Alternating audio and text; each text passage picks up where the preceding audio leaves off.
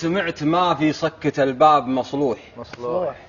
وقمت أتذكر لي رجال حشامي وخليت باب البيت بالعمد مفتوح ومبخر المجلس ورابط حزامي من خوف ياتي ضيف ويصيح ويروح والراحة وضيوفي علي الملامي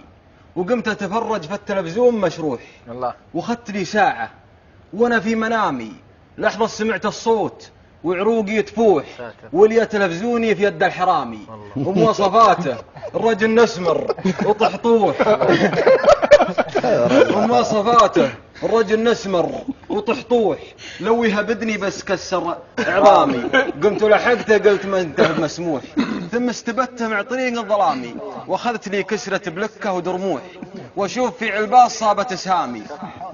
وليه في حيد التلفزيون مسدوح لحظة وانا بين البشر في الزحامي قالوا علامة قلت جثة بلا روح قالوا علامك قلت مدري علامي شلوف فالاسعاف والدم مسفوح وانا على الاوراق يبصم ابهامي اليوم ما في فكة الباب مصلوح روح وصك الباب قبل حرامي